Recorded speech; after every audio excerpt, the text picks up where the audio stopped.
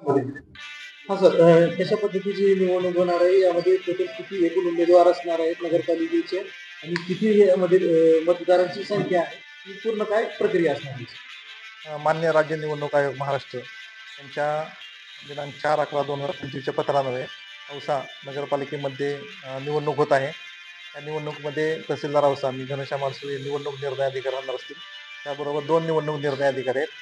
आपले मंगेश शिंदे मुख्याधिकारी नगर परिषद औसा आणि श्री सुरेश पाटील नायब तहसीलदार तहसील कार्यालय औसा हे सहाय्यक निवडणूक निर्णय अधिकारी असणार आहेत. निवडणूक प्रक्रिया ही सुरू झालेली आहे. त्याच्यामध्ये दिनांक 10/11/2025 ते 17/11/2025 या कालावधीमध्ये नामनिर्देशन पत्र दाखल करण्यात येतील. सर्व नामनिर्देशन पत्र हे ऑनलाईन पद्धतीनंच आपल्याला दाखल करायचे आहेत. नामनिर्देशन पत्र स्वीकारण्याचा कालावधी हा ऑनलाईन जे आहे त्यासाठी 17/11/2025 दुपारी 2 वाजेपर्यंत आपल्याला ऑनलाईन पद्धतीनं भरता येतील. परंतु आमच्याकडे दाखल करायचे जे आहेत ते आपल्याला 17/11/2025 दुपारी 3 वाजेपर्यंत दाखल करण्यात येतील. आणि 18/11/2025 रोजी सकाळी 11 वाजल्यापासून चालू होणार आहे आणि नामनिर्देशन पत्र मागे घेण्याचा अंतिम दिनांक हा 19/11/2025 ते 21/11/2025 दुपारी 3 वाजेपर्यंत असणार आहे. परंतु ज्या ठिकाणी अपील आहेत अशा ठिकाणी मात्र त्या प्रकरणामध्ये 25/11/2025 पर्यंत आपल्याला नामनिर्देशन पत्र माघारी घेण्यात येतील. आपल्याला चिन्ह नेमून देण्याचा दिनांक हा 26/11/2025 आहे. त्या दिवशी निवडणूक लढवणाऱ्या उमेदवारांची यादी आपण जाहीर करणार आहोत. मतदान हे 2/12/2025 रोजी सकाळी 7:30 ते सायंकाळी 5:30 वाजेपर्यंत असणार आहेत. मतमोजणी ही दुसऱ्या दिवशी म्हणजे 3/12/2025 रोजी सकाळी 10 वाजल्यापासून जे आपले प्रशासकीय इमारत आहे सभागृह आहे त्या सभागृहामध्ये होणार आहे. औसा नगर परिषदेमध्ये जे निवडणूक आहे ते निवडणूक हे एकूण 23 उमेदवार एक नगराध्यक्षपद आणि 23 सदस्य यांच्यासाठी होणार आहे. त्याच्यासाठी 11 प्रभागामध्ये आपल्याला निवडणूक होणार आहे. 10 प्रभागामध्ये नगराध्यक्षाचं पद आणि 2 उमेदवार आणि 11व्या प्रभागामध्ये आपल्याला नगराध्यक्षपद आणि 3 उमेदवार असे एकूण आपण 23 उमेदवारांची आपण निवड करणार आहोत. एकूण आपले मतदार आहेत 32,320. त्याच्यामध्ये पुरुष 16,466 असणार आहेत.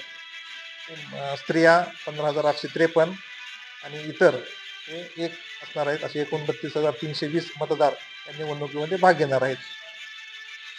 एकूण मतदान केंद्र आपले 36 मतदान केंद्र असतील. 36 मतदान केंद्रामध्ये आपली मतदान प्रक्रिया आपली होणार आहे. मतदान प्रक्रिया सुरळीतपणे पार पाडण्यासाठी आणि आमच्या निवडणूक विभागामार्फत अनेक पथकांची नियुक्ती केलेली आहे. तसेच आदर्श आचारसंहितेचे पालन जनतेने नागरिकांनी तसेच राजकीय पक्षाने होणाऱ्या उमेदवारांनी करावे याच्यासाठी आदर्श आचारसंहिता काय असते याच्यासाठी आम्ही राजकीय पक्षांची बैठक घेतलेली आहे. त्यांच्यामध्ये त्यांना या निवडणुकीबद्दल पूर्णपणे माहिती देण्यात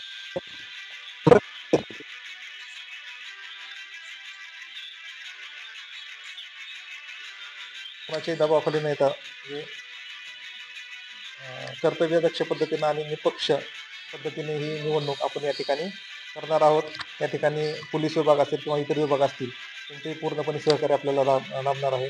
आदर्श आचारसंहितेच्या अनुषंगानं आपण SST पथके FST पथक आणि VST पथके आपण स्थापन केलेले ते सुद्धा आजपासूनच म्हणजे आचारसंहिता लागल्यापासूनच ते कार्यरत आहे आणि ते 10 तारखेनंतर म्हणजे जेव्हा उमेदवार अर्ज भरतील त्यानंतर मात्र पूर्णपणे कार्यक्षमतेने हे 24 तास हे कार्यरत राहणार आहेत.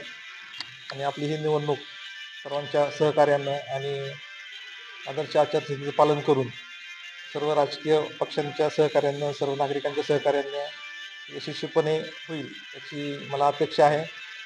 या निवडणुकीमध्ये कोणत्याही प्रकारचा गैरकारभार होणार नाही.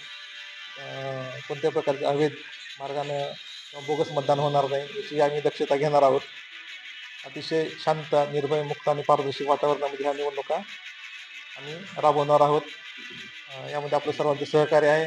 मतदारांनी सुद्धा त्यांना मी आवाहन करतो की त्यांनी सुद्धा या निवडणुकीमध्ये स्वतःहून येऊन मतदानामध्ये भाग घ्यावा. जास्तीत जास्त मतदान करण्यात यावं जेणेकरून आपली मतदानाची टक्केवारी सुद्धा 100% होईल. एवढी होणार नाही परंतु 80%च्या पुढे तरी मतदानाची टक्केवारी जाईल अशी मी मतदारांकडे सुद्धा अपेक्षा व्यक्त करतो.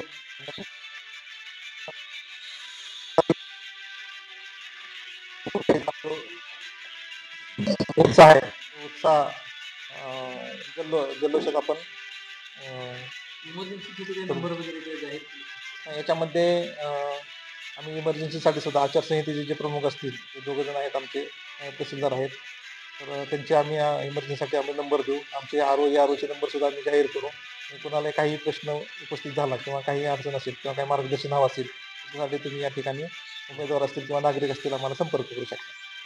खूप खूप धन्यवाद.